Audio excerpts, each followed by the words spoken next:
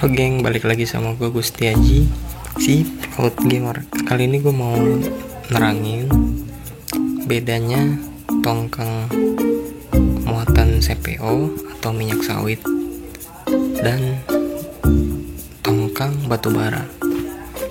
Bedanya tuh di muatannya ya. Kalau tongkang CPO itu dia pasti ada ruang akomodasinya. Ruang akomodasi itu maksudnya tempat tinggal buat krunya.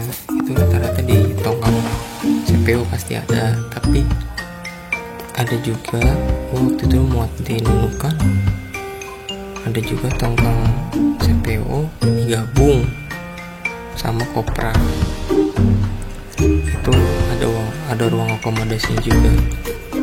Nah, ruang akomodasi ini fungsinya apa? Fungsinya itu ya buat tempat tinggal kru di tongkangnya kayak model CPO. Itu ada ruang akomodasi atau ruang tempat tinggal buat si krunya. Khususnya kayak Klasi sama Bosun itu di sana. Itu kayak di video-video di atas ini. Nanti bisa dicek video-video sebelumnya. Itu tongkang CPO model gitu. Itu GT 2975 GT nya. Untuk panjang tuh 80 meter, lebarnya sekitar 20 meter deh, kalau nggak salah sekitar segitulah. Terus kalau tongkang batu bara itu rata-rata nggak ada ruang akomodasi, jadi dia cuma benteng. Ini gambar-gambarnya contoh kayak gini ya. Nah, itu biasanya cuma benteng. Terus krunya di mana tinggalnya? Krunya tinggal langsung di takbutnya. Jadi dia orang takbutnya tuh si klasinya sama kayaknya nggak ada Bosun deh. Ada Bosun juga kayaknya ada Bosun juga sama Klasi gitu. Jadi mungkin krunya lebih banyak di sana, tapi nggak tahu juga. Tapi gue kemarin dengar si kokinya ikutan kerja juga. Nah, kalau ikutan kerja juga tuh tugas berat banget anjay. Koki tuh tugasnya berat banget, gila. Masak apa di tengah laut lagi ombak, dimasak. Kalau dia pas nyandar ikutan kerja juga, capek tuh bener-bener. Jadi yang gue pernah lihat ya, kalau kapal ini mau muat, kargo mau muat, itu dia pertama dia berhentiin dulu si itunya, tongkangnya, baru dia pindahin orang kayak model Klasi sama yang lain-lain. Dia pendekin dulu tali towing, nggak lama dia pindahin orang.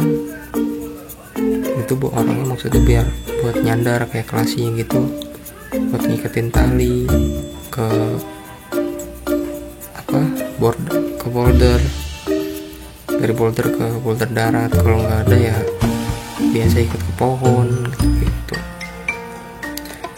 Ini kalau tongkang CPO kan udah ada orang standby gitu. Jadi kalau udah mau persiapan tambal itu udah pasti ini orang tongkang udah dikabarin pakai radio, standby. Ya udah standby semua itu. Cuma kalau di kapal bawa muatannya batu bara itu dia agak ribet juga. Terus yang kedua, muatannya tuh kalau menurut gue lebih safety di CPO sih. Soalnya muatan CPO satu, dia nggak mudah terbakar. Sebenarnya nggak boleh ngerokok juga gitu kalau lagi muat, tapi kenyataannya di lapangan itu nggak apa-apa coy.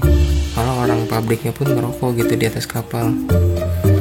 Sampai ya semua kita biasa aja gitu ngerokok, ya emang gak kebakaran, si abunya dilempar ke bawah juga gak nyala. Terus kalau di batu bara bahayanya tuh kalau sedikit aja nyala gitu di dalam, jadi kan dia tongkang tuh kayak bak semua isinya, isi batu bara semua. Misalkan baru muat berapa ton, udah mau penuh lah gitu, dia kebakar di tengah-tengah. Tapi nah itu lu mademin pakai air nggak guna, air itu nggak guna, itu harus ada cairan khusus lagi. Gue juga kurang tahu namanya apa, kalau ada yang tahu bisa komen di bawah, kita sekalian belajar bareng. Terus yang jelas pernah juga gue lagi tambat ngantri, nunggu antrian itu ada jam 5:30 pagi tuh, gue baru kelar makan pagi sarapan. Itu gue nengok ada tongkang batu bara, dia lewat itu udah udah berasap lah, mulai berasap.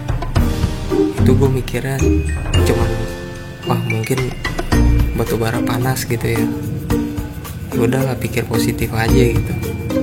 Tiba-tiba jam 9 pagi dia balik lagi. Jam 9 pagi gue udah mulai perawatan kapal, kerja harian kayak ngecat dek gitu-gitu, udah mulai ngetok lah sama Meni. Dia balik lagi posisi udah kebakar semua. Nanti gue kasih gambarnya kayak apa. Itu udah mulai merasa udah mulai keluar api juga. Nah itu percuma kalau cuman disiram air tuh nggak bakalan guna, dipakai apar pun nggak mempan, dia ada lagi cairan yang khusus. Dia balik lagi soalnya ngambil cairan itu, soalnya khusus, nggak bisa asal siram. Nah, terus yang bahayanya juga di situ debunya sih, debu sama asap juga. Kalau apalagi kalau model malam gitu ya, itu kayak di PT DSN itu di Berau, Kalimantan Timur ya. Itu PT-nya tuh sebelahan sama PT Batubara, gue nggak tahu namanya apa, cuma dia sebelahan pabriknya. Nah dia kalau pas batubaranya di mode malam terus posisinya gerimis, itu pasti keluar asap cuy. Asapnya itu pasti gila nyengat banget, langsung ke arah kita gitu, langsung nyelimutin inilah apa, daerah tongkang gitu, daerah tongkang CPO, pabrik CPO juga. Jadi mesti sedia masker, soalnya lumayan ini juga pengap gitu. Kalau pas gue di kamar sih alhamdulillah karena tertutup ya, terus ruangan AC, jadi nggak apa-apa, tidur aman-aman aja. Cuma kalau pas di luar cium banget baunya. Jadi gitu bahayanya di kapal muatan batubara kayak gitu. Cuma kalau di muatan CPO bahayanya paling kalau luber. Iya paling kalau luber itu bahaya banget, karena ya pasti pertama omelan dari chip, bosun, belum lagi dari pihak pabrik karena harus matiin pompa dari sana, terus bisa ngerusak jadwalnya dia gitu. Jadi bahaya banget kalau sampai luber. Apalagi kalau nyampe si hostnya itu atau selangnya itu bocor, terus kita nggak ngecek gitu, jadi malah copot gitu. Aduh, itu bahaya banget.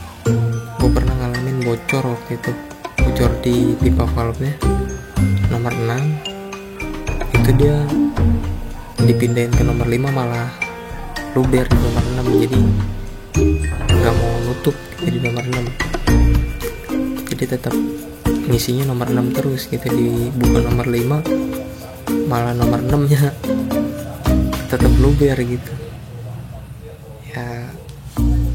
Itu juga sih apa, nggak tahu dah, mungkin udah masa ini juga, masa udah mulai minta masuk dok, soalnya kapal udah umur 30 3 tahun nih, perhitungannya masih baru. Cuman kalau dilihat tengok lagi di bagian valve-nya itu emang udah mulai ini sih, udah mulai rusak-rusak gitu.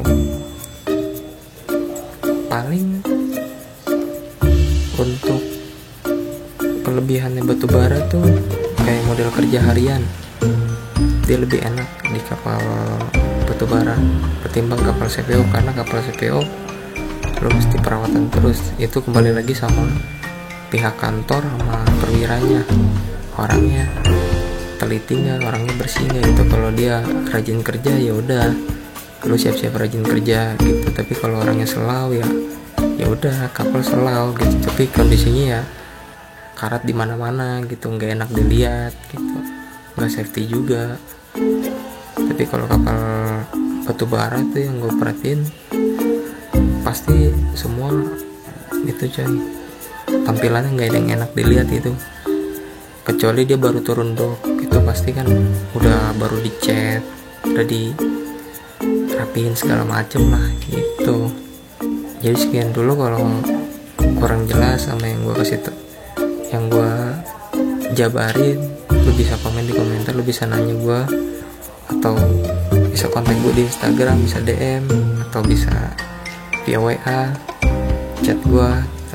Oke, jangan lupa untuk di like videonya, terus di subscribe channelnya biar makin berkembang. Dan sekian dari gue Gustiaji, salam pelaut Kiamat.